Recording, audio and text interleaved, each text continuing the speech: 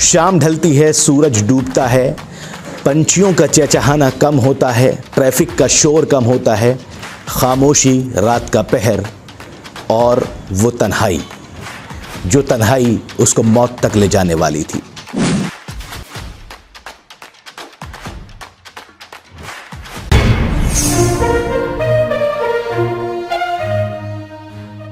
रात को अपनी बेटी के कमरे में उसके माँ बाप उस बच्ची के भाई के साथ में पहुंचते हैं और उसका गला दबाकर उसको जान से मार देते हैं। अगले दिन दफीने की तैयारी होती है, सभी को नेचुरल डेथ लगती है, लेकिन अचानक पुलिस धमक पड़ती है और कहती है कि पहले पोस्टमार्टम किया जाएगा। नमस्कार, आदाब, मेरा नाम है अफी कुरैशी हिंदुस्तानी और आप बेबाक आवाज टीवी देख रहे हैं।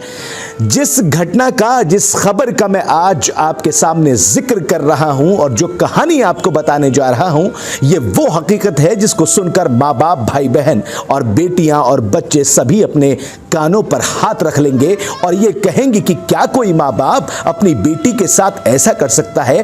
क्या कोई भाई अपनी बहन के साथ में इस तरह का घिनौना खेल खेल सकता है, उसको मौत के घाट उतारता है? बड़ी पेचीदा कहानी है, कहानी नहीं, ये हकीकत है।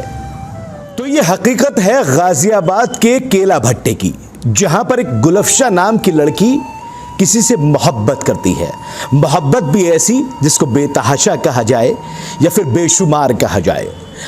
इस मोहब्बत से उसके माँ बाप नाराज रहते हैं। वो कहते हैं कि या तो आप उससे मिलना जुलना और बात करना छोड़ दो, वरना हमसे बुरा कोई नहीं होगा। लेकिन गुलफशा कहती है कि मैं उससे मिलना जुलना या उससे प्यार करना नहीं छोड़ सकती, क्योंकि मैं उसके साथ में शादी करना चाहती हूँ। हम दोनों एक दूसरे से बहुत मोहब्बत करते हैं, हम दोनों एक दूसरे पर जान लुटाते हैं।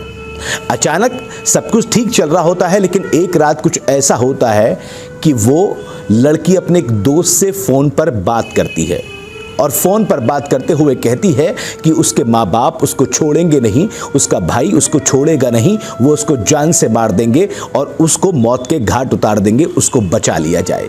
अपने दोस्त से गुहार लगाती है। वो दोस्त उसकी तमाम बातें सुनता है और सुनने के बाद में कहता है कि थोड़ा सब्र कीजिए और उसको दिलासा देता है कि सब कुछ ठीक हो जाएगा। ऐसा कुछ नहीं होता है, ऐसा कुछ होगा भी नहीं कि आपके साथ आपके माँ बाप ही ऐसा कर दें।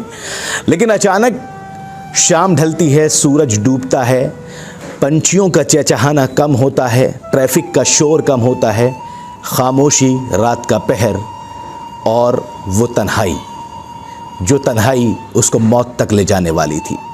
कमरे में वो लड़की अकेली, माँ बाप अंदर आते हैं, पूछते हैं कि क्या कर रही हो। साथ में भाई होता है, बातचीत होती है। माँ बाप कहते हैं कि आप उसका पीछा छोड़ेंगे या नहीं छोड़ेंगे, उससे बातचीत करना बंद करेंगे या नहीं करेंगे। लेकिन वो गुलफशा नाम की लड़की कहती है कि वो उससे बातचीत बंद नहीं करेगी, वो उसके साथ में शादी करना चाहती है। इतने में ये सुनने के बाद में उनको गुस्सा आ जाता है और गुस्से में माँ बाप और वो भाई उसको मार देते हैं, उसकी ज़िंदगी ख़त्म कर देते हैं। और ज़िंदगी ख़त्म करने के बाद में सब कुछ ऑलरेडी ख़त्म हो ही जाता है। सुबह होती है, सुबह होने पर उसकी दफीने की तैयारी की जाती है, अंतिम संस्कार की तैयारी की जाती है। जब ये खबर उसके उस दोस्त को लगती है जिस दोस्त से इस लड़की ने पूरी आप बीती सुनाई थी, वो दोस्त भागकर उसके घर पर पहुंचता है और जाके देखता है कि दफीने की तैयारी चल रही है और ये बताया जा रहा है कि ये नेचुरल डेथ है, अपने आप ये डेथ हुई है, किसी वजह से हुई है। उस वक्त पे उस दोस्त का दिमाग घूम जाता है और फिर वो सीधा पहुंच जाता है कानून के पास। अब फिर वो दोस्त जब कानून के पास में जाता है, पुलिस के पास में जाता है, जिसका नाम समीर है, जिसको आप बीती बताई हुई होती है, वो पुलिस के पास में जाकर कहता है कि यहाँ पर जो एक इंतकाल हुआ है या डेथ जो हुई है वो नेचुरल डेथ नहीं है, बल्कि इसमें कुछ न कुछ झोलझाल ज़रूर है। वो सबूत के तौर पर जो लड़की ने उससे बात की हुई होती है, वो बात की पूरी रिकॉर्डिंग पुलिस वालों के सामने रख देता है और कहता है कि आप ये सुनिएगा और ऐसा लग रहा है कि इसमें कुछ न कुछ झोलझाल ज़रूर है। कानून की वो रखवाले भी फिर इस ऑडियो को सुनकर उनका भी जो है दिमाग दौड़ने लगता है। वो फौरन वहां से निकलकर सीधा पहुंच जाते हैं वहां जहां उसके दफीने की अंतिम संस्कार की तैयारी की जा रही होती है और जाकर कहते हैं कि अभी इसका दफीना अंतिम संस्कार नहीं किया जाएगा, पहले इसका पोस्टमार्टम किया जाएगा। अब जब पोस्टमार्टम की बात सामने आती है तो घर वालों के अंदर हड़कंप मच जाता है, क्योंकि उन्होंने जो काम किया होता है फिर उनको वो दिखाई देने लगता है कि अब वो बचने वाले हैं नहीं, अब वो पूरी तरीके से फंस चुके हैं। अब खुद को फंसता हुआ देखकर घर वाले इधर उधर भाग जाते हैं और अपने आप को बचाने की कोशिश करते हैं। जानकारी तो ये आ रही है कि उनमें से 1-2 को गिरफ्तार कर लिया है, 1-2 फरार चल रहे हैं।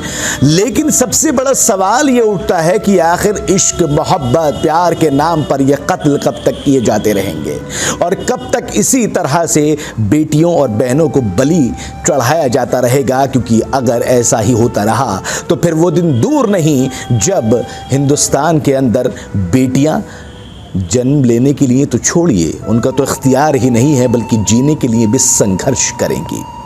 पूरी जानकारी जब तक आएगी हम आप तक ज़रूर शेयर करेंगे, लेकिन इस खबर को दिखाने का मकसद सिर्फ इतना था कि अपराध की इस काली दुनिया में अपने आप को बचाए रखिए और इस तरह के कृतज्ञों से, इस तरह के कामों से, इस तरह की बातों से आप अपने आप को बचा लीजिए।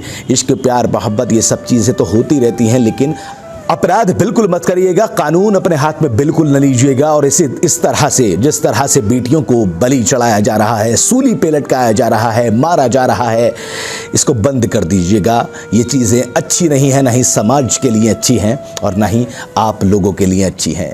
क्योंकि कलेजा तो तड़पा ज़रूर होगा माँ बाप का और भाई का मारते हुए, और पता नहीं अगर कलेजा नहीं तड़पा तो फिर मार कैसे दिया। माँ बाप तो बहुत मोहब्बत करते हैं, इसलिए हमारा मकसद सिर्फ इस खबर को दिखाना इतना है कि हम आप तक ये जानकारी पहुंचाएं और ये जानकारी आप तक जब पहुंचेगी तो आप भी सजग रहेंगे, सावधान रहेंगे। इसी तरह की और भी खबरें लगातार हम आप तक पहुंचाते रहेंगे। तब तक के लिए चैनल को सब्सक्राइब कर लीजिए, फेसबुक पर जाकर लाइक और फॉलो कर लीजिए और देखते रहिए बेबाक आवाज़ टीवी। और भी नए मुद्दों के साथ, खबरों के साथ में हम फिर हाजिर होंगे। तब तक के लिए दीजिए इजाज़त। नमस्कार, आदाब।